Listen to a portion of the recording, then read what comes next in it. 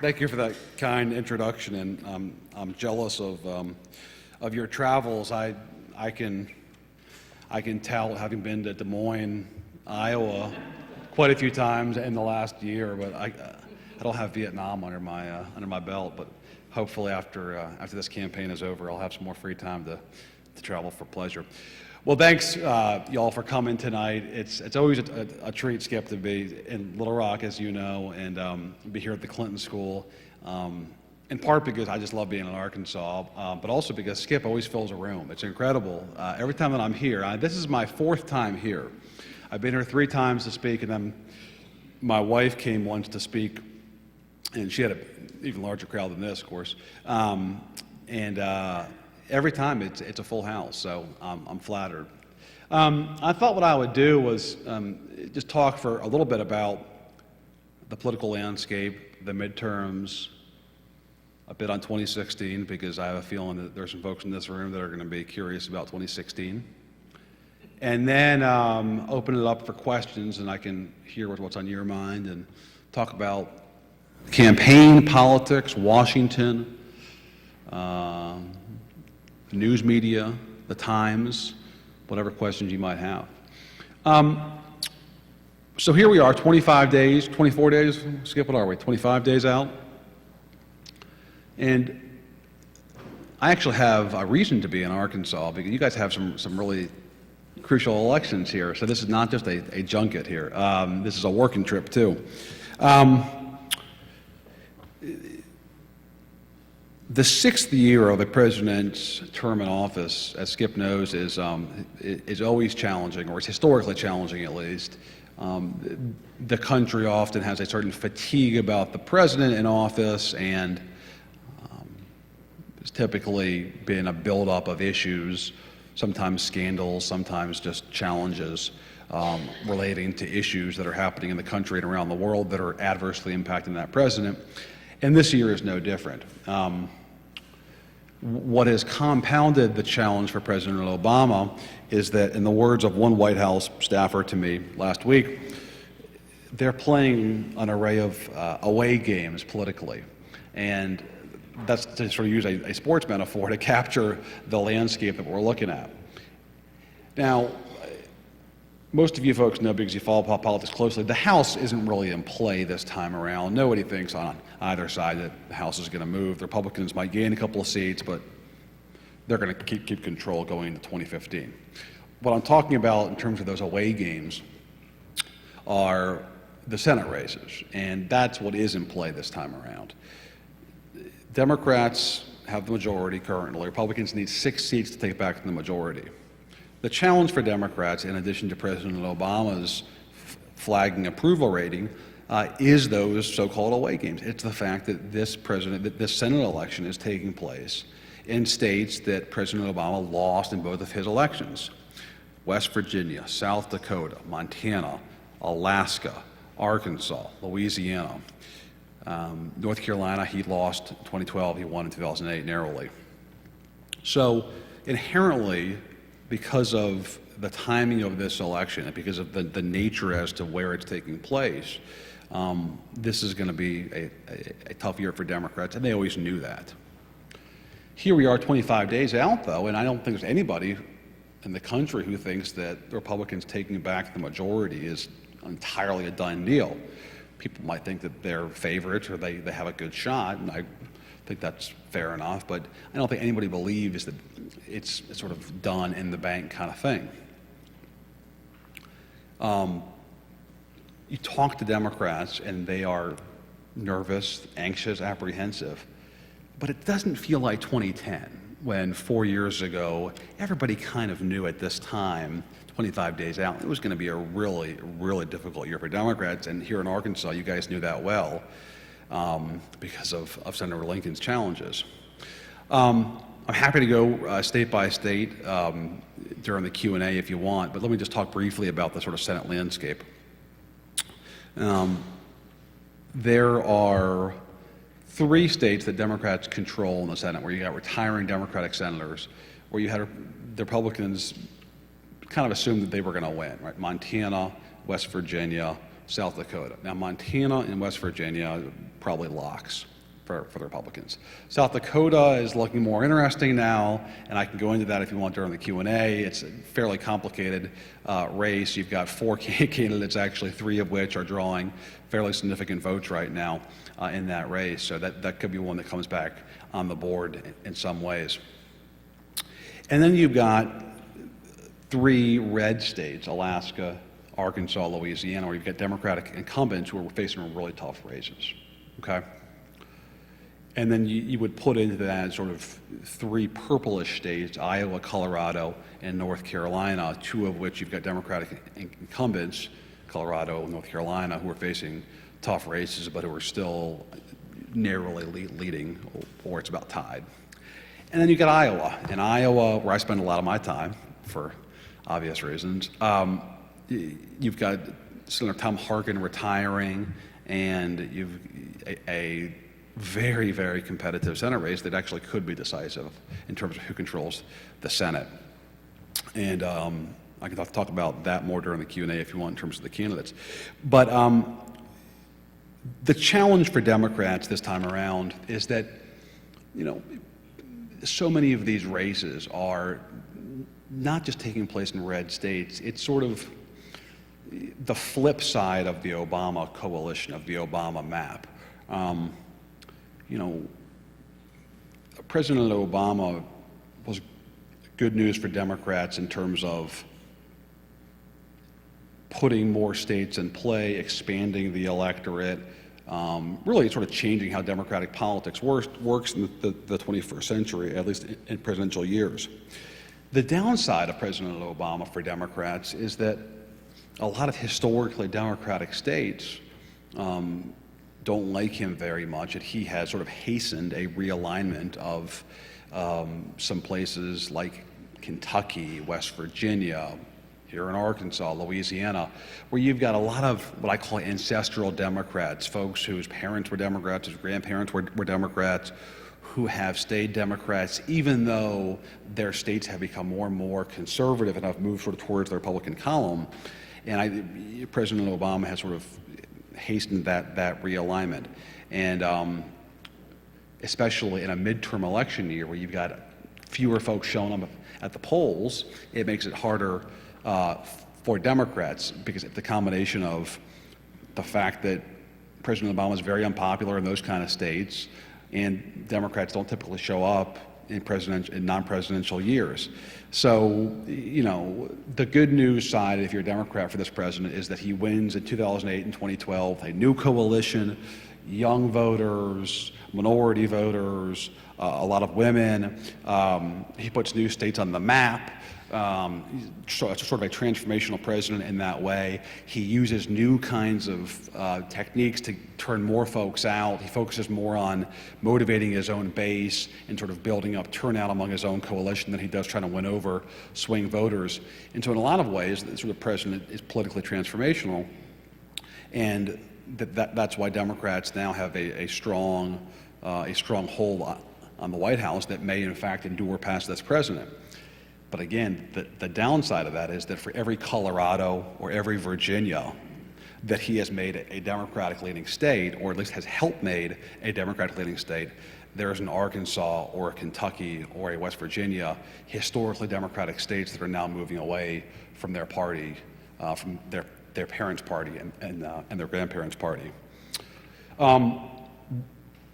It's a funny election, though, in the sense that it's kind of like, so one person said it was kind of like the Seinfeld election. It's an election about nothing.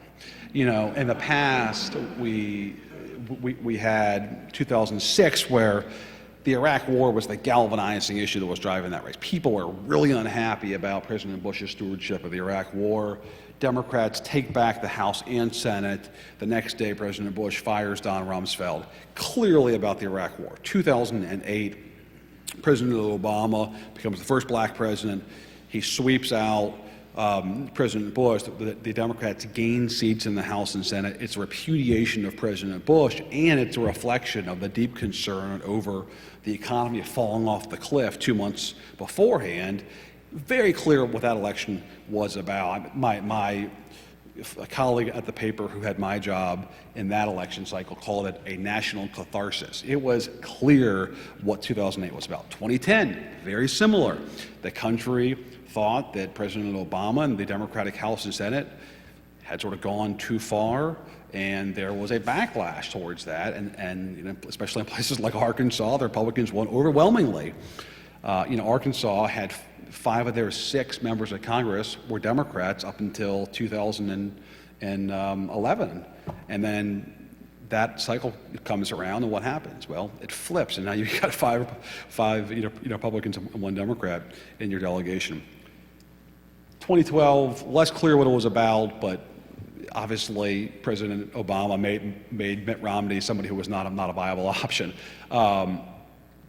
2014, here we are, it's 25 days before the election, and if I surveyed this room, I'd probably get 25 different answers about what this election's about. My general take on what it's about is, in a lot of states, it's about President Obama, frankly, and it's about his unpopularity, and that's a good thing for the Republicans. But I think if you really sort of look closer at it, it's also about the sort of turbulent moment that we're at in the country and in the world. And you just look at what's happened in the last few months, beheadings that are taking place on television and on the internet in graphic manner repeatedly, the unrest in Ferguson and the sort of boiling anger in the African American community toward the action of police, the Ebola outbreak and this idea that that there is sort of this viral disease that seems like it's out of a movie that is sweeping Africa, parts of Africa, and has even reached the shores of the U.S. And then, my goodness, the most secure place in the world, we thought a sort of Washington version of Fort Knox, the White House, gets penetrated by one guy with a lame foot who can hop over the fence, not only make it to the door, make it into the damn Easter room of the White House.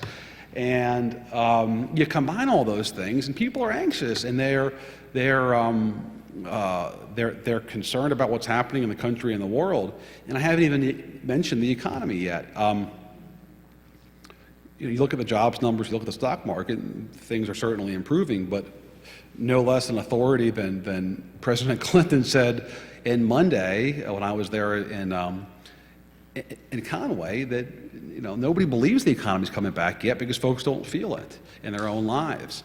And so I think you add all that together, and there's a sort of general sense of dissatisfaction with not just Washington, but an unhappiness about the state of affairs, the ship of state.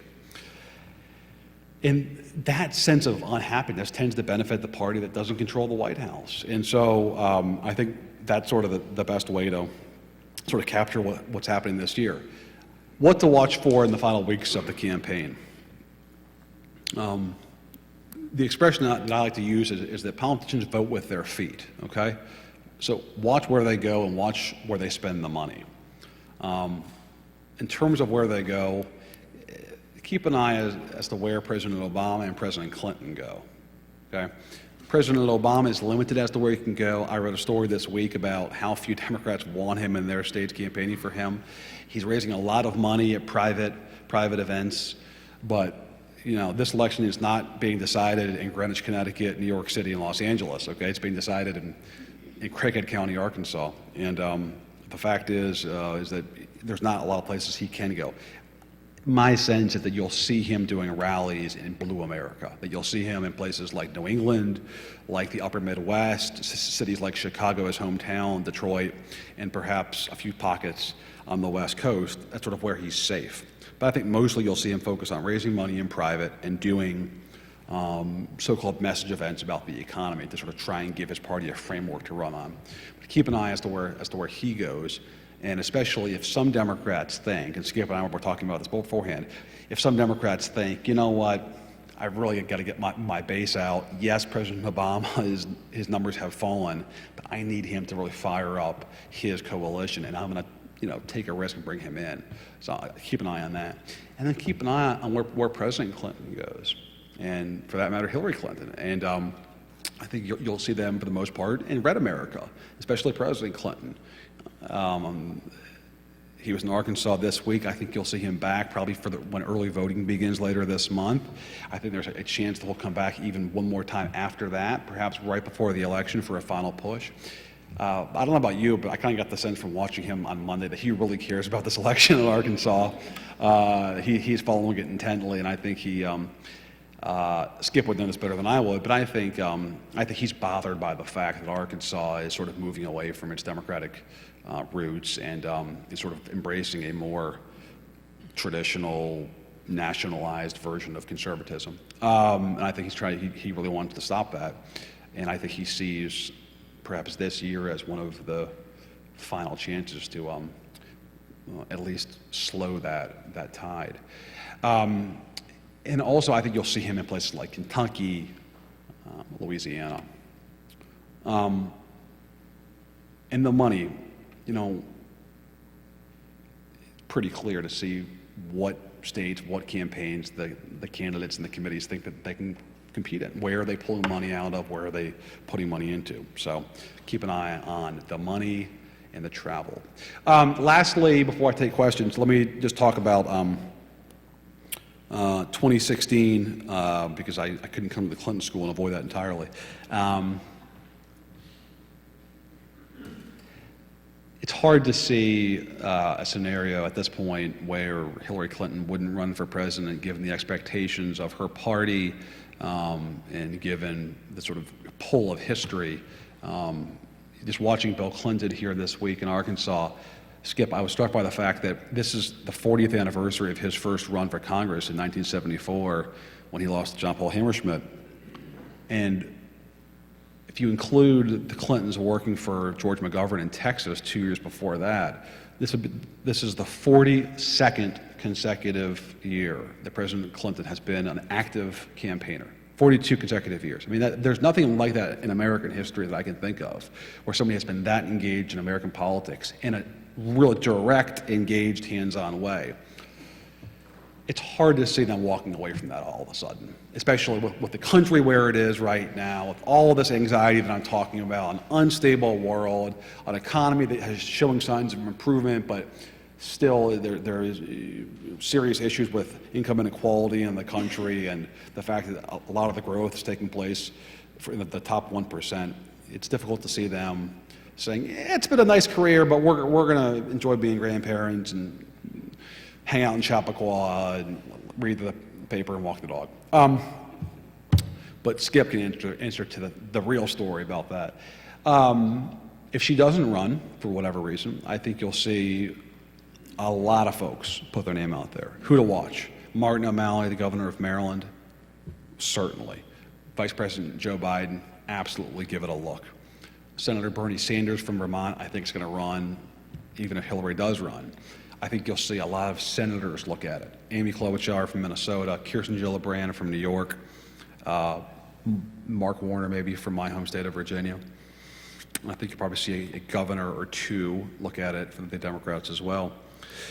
The Republican side is tougher to analyze, and I could spend the next half an hour doing it, but I won't. I told Nick earlier when we were talking back there, I can't remember a more unpredictable, fluid Republican primary in recent American history. I mean, we always kind of know what they're going to do. I mean, Romney was a weak front runner, and yes, he had to fend off Rick Perry and Tim Pawlenty and Santorum and Huckabee.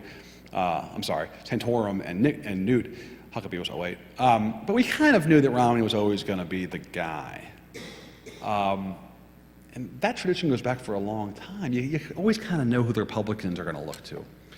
I can't think of a cycle where it's been this uncertain. Maybe the closest thing would be 68, where sort of Nixon had the amazing comeback. But I think you have to go back even further than that to find a race that was this uncertain on their side. It's going to be a lot of fun to cover. And if the only Hillary Clinton story is going to be who her VP is for the next year and a half, then at least we'll have a fun primary on the Republican side to cover. With that, I will take your questions. I didn't mention Arkansas too much, but I want to talk about that some during the Q&A, and I assume that I'll get some questions about that. Yes, sir. Hey, Jonathan, Denver Peacock, welcome back. Hey, how are you, Denver? Good to see you. Great. Question for you. You talked about the Obama model of winning the presidency with the Democrats driving up the base and nationalizing the party in this new model. Yeah. Of course, we're familiar here of 22 years ago, the Clinton model, which was more of the moderation method. So I'm just curious if Hillary, if she does win, or if she does decide to run, which model is she more likely to use, the Obama or the Clinton model? No softballs here, are there? That's a great question. I've thought about this a lot. Look, President Obama changed Democratic politics in 3 ways, at least. Number one, he expanded the map, and he sort of put these states in play, even more putting them in play. He really made them Democratic-leaning states because of the nature of his coalition. Places like Colorado and Nevada, Virginia, the sort of interior West and the upper South.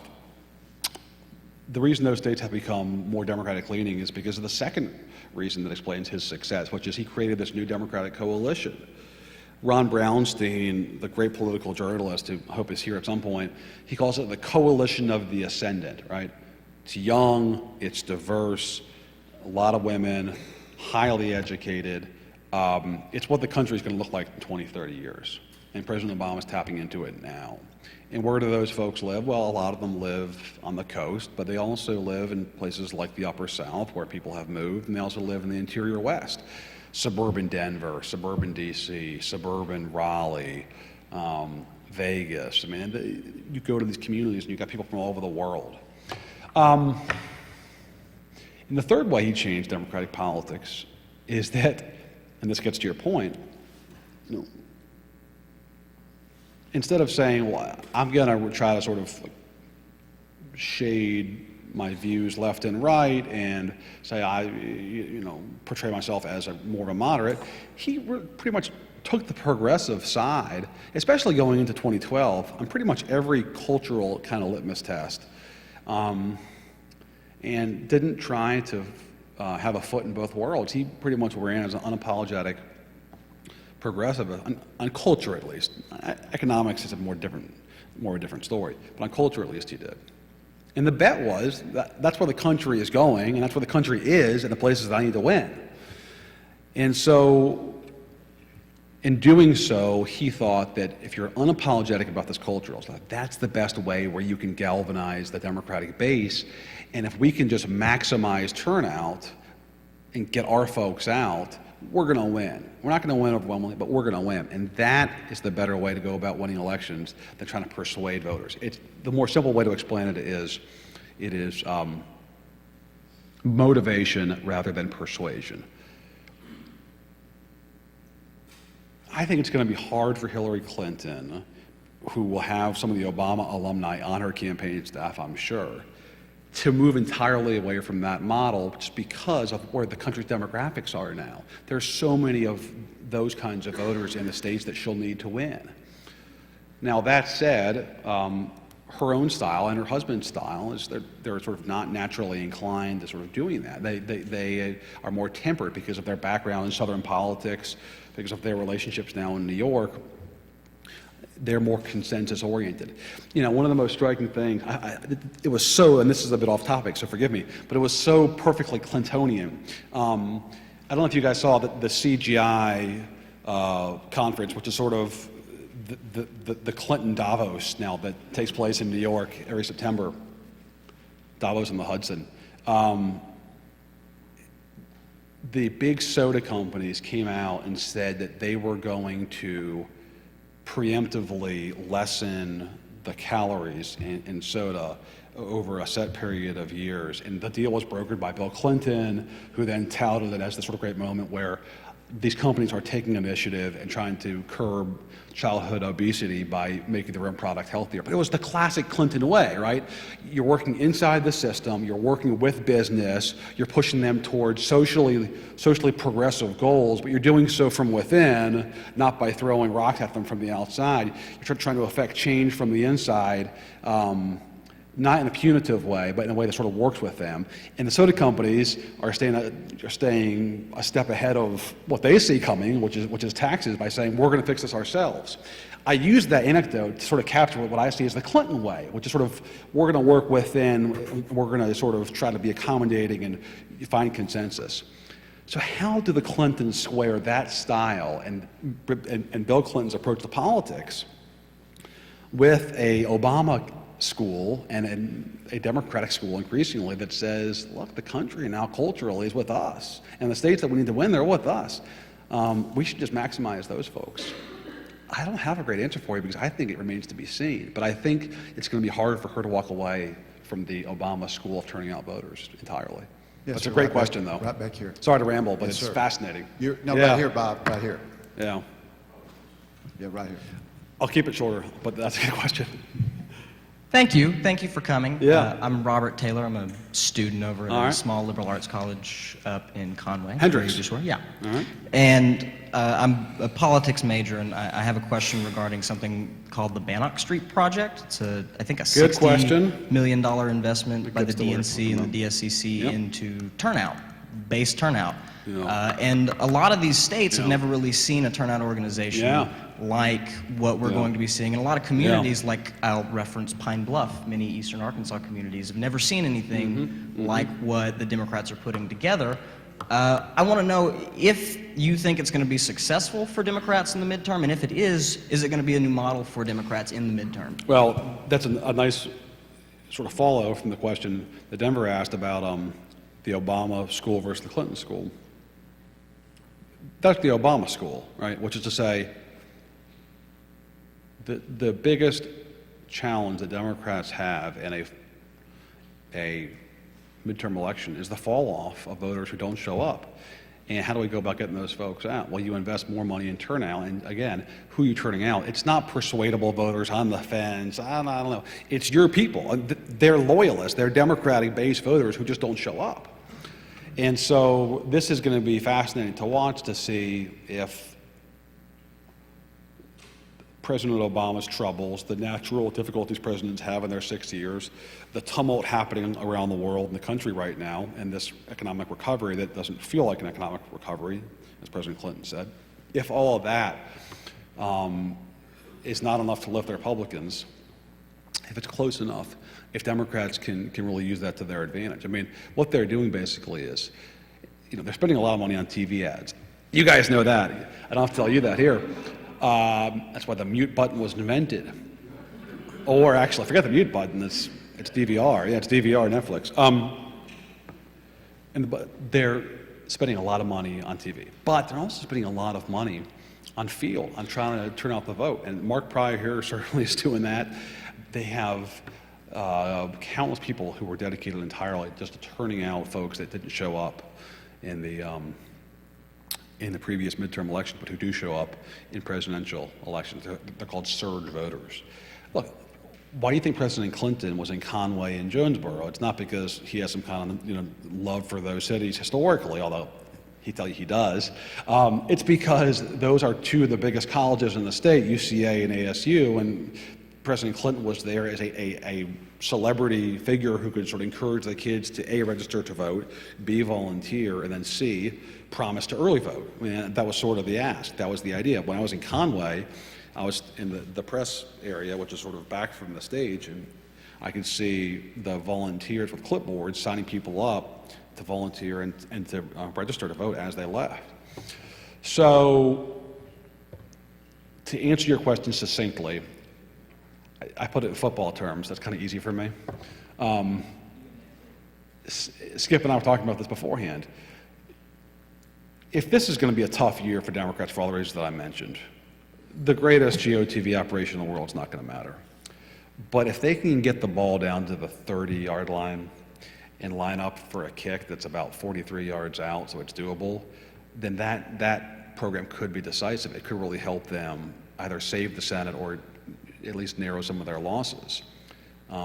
If they can just get within 3 points, right, 4 points, then it could really matter. It's just a matter of how close the race is 3 weeks from now. Has it moved to the Republicans, or is it still close? If it's still close, historically that could be a really big turning point. And it could prompt, by the way, both parties to move much more aggressively towards field and GOTV in future elections. Yeah, in the back. Thank you. Some time ago, I was listening to a pundit on RCP. It might even have been you. And I'm not a pundit, I'm a reporter. a reporter, I'm sorry. This might have been a reporter, too. Anyway, he made the observation that it's okay to be a Arkansas Democrat, of course, as we all know, but it's not okay to be a Washington Democrat. Yeah. And it's particularly not okay to be an Obama Democrat. Yeah.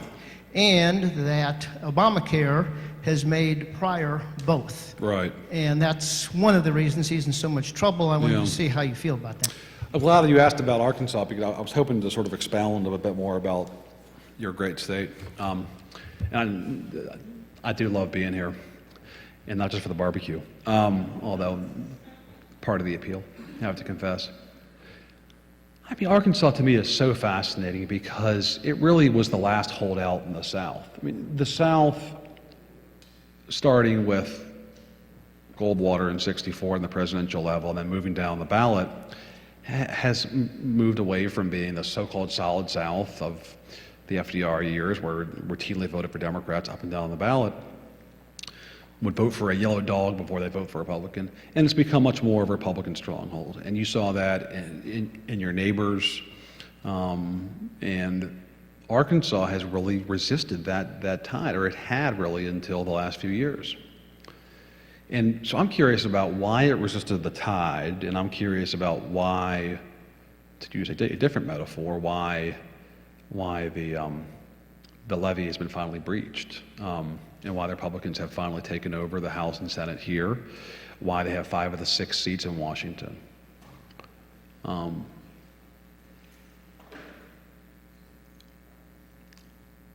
think President Obama is a big reason for what has happened in recent years in terms of making the state more of a generic conservative place. But I think it's more complicated than just that. I think there's something going on in terms of how people receive news and information. Skip and I have talked about this before. I think the old maxim that all politics is local is increasingly being flipped on its head. I think all politics is national now. And I think that because of the changes in how people consume the news, that they approach politics through a much more nationalized prism. Look, the internet and cable television have had a huge impact on politics, because people don't just get their news and information if they're in Mountain Home from the paper up there or from the local TV affiliates, right?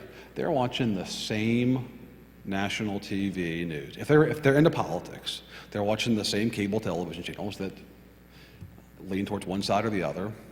And online, they can sort of get their version of reality from either side too. And so it's harder for a Southern Democrat to say, well, look, I know you guys don't like whoever the current administration is in Washington, but I'm a different kind of Democrat, okay? You know my dad, and you know my grandfather. I've got a brand here and an identity that is separate and distinct from that, and I'm gonna do stuff for the state, and I care about the state, and you know that because you know me. It's harder to do that in an environment where people are driven more by national issues and by a sort of general conservatism.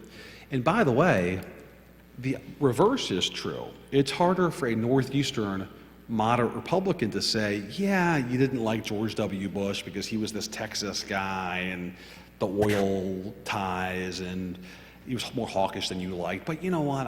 I'm a pro-environment, sort of moderate, pro-choice Republican. I'm not like the Southern Republicans. It's harder to pull that off. Politics is much more nationalized, it's more generic, and it's a more polarized country. So for the Mark Pryors of the world, and even for the Mike Rosses, even though governors' races are different, it's just more of a challenge now. And I think President Obama has hastened that, certainly, but there are larger factors beyond him that have sort of made that a reality. And by the way, I see it too. When I travel the country a lot, I go to events, I talk to voters, and you hear the same kinds of things in terms of what they say about the election or their concerns, and it's not from their local weekly paper, right? I mean, it's from talk radio or from cable TV or from the internet, and it doesn't matter where you are. And the last thing I will say on this is, if you look at Louisiana and Arkansas, and you look at the Senate candidates who are running for Democrats, Mary Landrieu, Mark Pryor, these are people who have an identity with the state. Their families were in public service. They are thoroughly identified, with a certain democratic tradition in their states. And the Republicans, Bill Cassidy in Louisiana, who's probably the most formal Republican, Tom Cotton here, they're not seen by a lot of folks as the traditional archetype of the Arkansas politician or the Louisiana politician. But if they win, Cotton and Cassidy, it will prove that those local touchstones don't matter as much as they once did. Yes, sir? Given what you just said about how people are getting their information now, what's the future for guys like you and me, print journalists? Brighter than you think, by the tone of your... Where do you work? I work for a local business magazine. Okay. I was a print newspaper guy for 11 years. Okay. For the Dem Gazette? For the Norfolk Okay. I'm talking about the nationalization of politics and how it's more purified and sort of generic. It's not in my self-interest, not totally a bad thing, because you got more folks now who can get online and read my paper every day and hopefully pay for it too. So there is some upside to this. Look, people still want quality journalism. There wouldn't be a packed room tonight if folks still didn't have it. It's not because Skip has sort of paid you all $100 to come, although I hope not, Skip. Okay, good. Okay. Skip? No, I Skip? didn't pay that much. My get out the vote operation's a little cheaper than that. Exactly. $10 a vote and a box dinner. Look, people still want quality journalism. I think they still want facts. They still want thorough, dispassionate analysis, the kind that hopefully I can offer. The question to me is how do we pay for it? We'll figure that out. We're in a turbulent time in a lot of ways. Our industry, certainly. I mean, I hate this word, but the kind of disruption that we haven't seen for a long time. And the fact is that if I survey the folks in this room who are students here who are in their 20s and 30s, not a lot of you are probably walking out to your driveway in the morning to get the paper. I won't ask the question because it'll depress me. I get 2 papers at home every day, and I go out in the driveway and I get it. I'm like a throwback. But people still want that information, and I think just because they're getting it on one of these or on their iPad or on their Kindle or their laptop or their desktop, if we can just figure out a way to keep making money off of that, I think folks will still keep coming back, and I'm optimistic. Yes. Hey. Hi, I'm Emma. I'm a Clinton student here. And my question is about biases in the media. Biases. It's clear in other countries that there's a lot of pressure sometimes from the government or from whoever to report things a certain way. Yeah. And all those Al Jazeera reporters who quit a while back because of that. Do you feel, that there is pressure in the U.S. To report one way or the other? And if so, is it coming from the reporter themselves, from the culture, just the popular culture at the moment, or from the corporation or family who owns the media venue?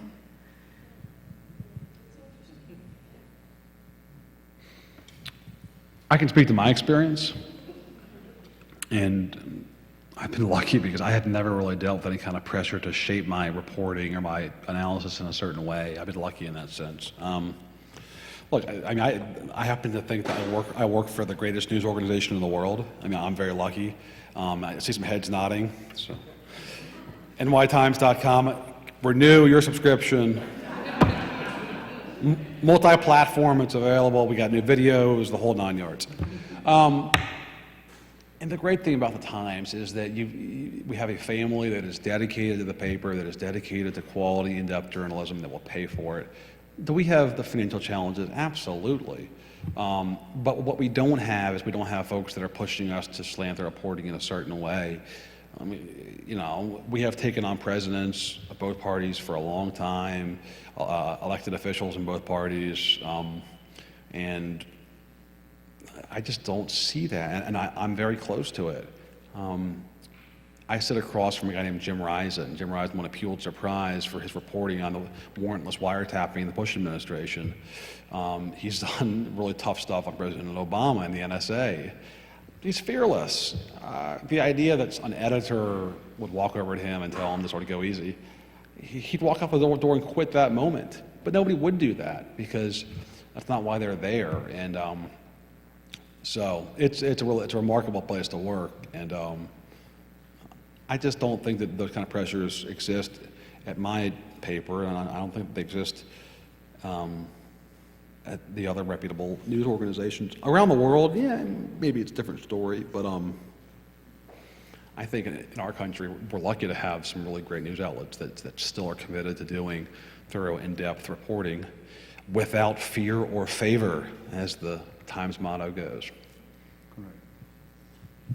Hi, my name is Melvin. I'm a student here at the Clinton School, and my question is dealing with how do you feel that the immigration humanitarian crisis will be dealt with, and also how what implications do you think that will have on the 2016 election? You know, I didn't mention, when I was talking about the litany of Ebola, ISIS beheadings, Secret Service, I didn't mention the kids at the border. I mean, seeing images of kids, you know, in these detention centers. What's the impact going to be on this year's election? I'm sorry, 2016. I think it'll be fascinating to see what President Obama does after the election in terms of whether or not he issues an executive order to grant illegal immigrants legal status. I think it'll be interesting in the next Congress to see what happens in terms of an immigration bill. The immigration bill that passed the Senate in the summer of 2013 was pretty convincing. It was a sizable majority. Does a Mitch McConnell and John Boehner, if they control the Congress, are they going to bring up an immigration bill to clear the issue for whoever their nominee is? Take it off the deck, you know? I think it's going to be tough with President Obama still there, but let's see what their demeanor is next year. What do Mitch McConnell and John Boehner, who are on the back nine of their career, what do they want their legacy to be? What do they want to do? You know, do they want to try to cut a deal with President Obama? And President Obama, you know, it's been a brutal couple of years with Republican Congress. What does he want to do in his final 2 years? Is he just want to try and do executive orders, or is he going to try and cut deals with Republicans? There will be intense pressure from a lot of the donor wing, the corporate wing of the Republican Party to get an immigration bill done. If it doesn't happen, and even if it does happen, you will see a candidate, a Republican candidate, in the 2016 field who will raise hell over this issue and who will really go out to Iowa and hammer any Republican, Jeb Bush or Marco Rubio, who is not pure on this issue. How does that candidate fare? That's going to be so revealing to me. Whoever that candidate is who uses this issue, does that get them traction in a Republican primary? I think watching Iowa will be so telling in that sense. So telling. And then just real fast, this comes back to what we were talking about in the Obama coalition. You know, the country is becoming more diverse, a lot more Hispanics in this country. A place like Texas, you know, the majority of public school children in Texas are now Hispanic. The majority in Texas. And so that's not going to shape Texas's elections next year or even 4 years from now, but eventually it will. And Republicans have a hard time winning presidential elections without Florida. You guys might remember that. How do they win the presidency if they don't have Florida? And Florida is not just Cubans, by the way. First of all, the Cuban Americans in Florida are not just Republicans. The younger Cubans are much more open to the Democratic Party. And second of all, there's a huge Puerto Rican migration to Orlando and Central Florida that has changed Hispanic politics in Florida.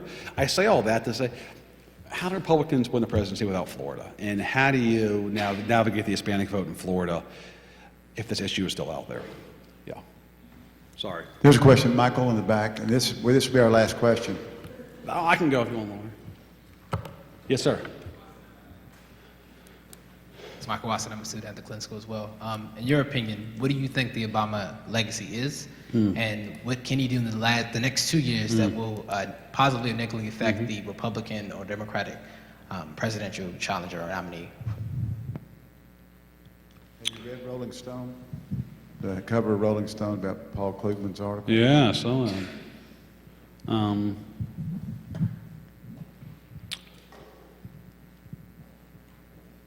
the first line of the obituary, the so-called between the commas, will be the first black president. That's central. I mean, you can't. I don't know who it was. I think it was Du Bois who said that racism is the country's original sin, and the fact that the leader of the country is African American, that's a monumental fact. Putting that aside, his identity aside, I think his biggest legacy is going to be the Affordable Care Act in terms of a policy standpoint. Getting closer to universal health care in this country, expanding Medicaid, covering a lot more folks, will be, I think, a signature accomplishment. Politicians don't get a lot of credit for what didn't happen, but I think stopping the bleeding in the economy and saving Detroit, I think, that's not really a bumper sticker. Things could have been worse, and I stopped it. Try and run on that. It ain't easy, but I think that will be big. And I think also, to be candid, I think there will be a tougher assessment that there was an expectation that perhaps was impossible to live up to, but either way that he didn't live up to in terms of somebody who was going to change Washington, who was going to usher in an era of good feeling. Look, the last 3 presidents, heck, even the last 4 presidents, if you include Bush 41, have run on this notion of, I'm going to bring some kind of consensus to Washington. Washington is broken, and I'm going to go in there, I'm going to be a breath of fresh air, and I'm going to fix it. And they all failed. They all failed. The polarization's gotten worse, and so I think he'll be remembered for that too. What can he do in the next 2 years? I'd watch 2 issues, the immigration issue, and then I'd watch the environment. I think addressing climate change, either through executive action, almost certainly through executive action, will be on the top of his list, and I think the immigration will too. Think about what they did in the stimulus, saving Detroit, the automakers, the healthcare law, Dodd-Frank, sort of cracking down on Wall Street, or sort of cracking down on Wall Street. But what they couldn't get done, and what they couldn't get done was cap and trade, which was trying to address climate change. That got to the House, it never came out of the Senate. I think doing something on that, and then taking immigration back up, either legislatively or through an executive action. Anybody else have a question that you really want to ask? I've got one that we need to Oh, ask. Skip. Before you What do you got? Here we go. Predictions? No. Before you leave, what people don't know about this guy is that he's a huge SEC football fanatic. Really is. He really keeps it up. So, J. Mart on the spot. Yeah. 3 games. Yeah. Auburn, Mississippi State. Yeah. More cowbell. I'm going with State. All right. Arkansas, Alabama.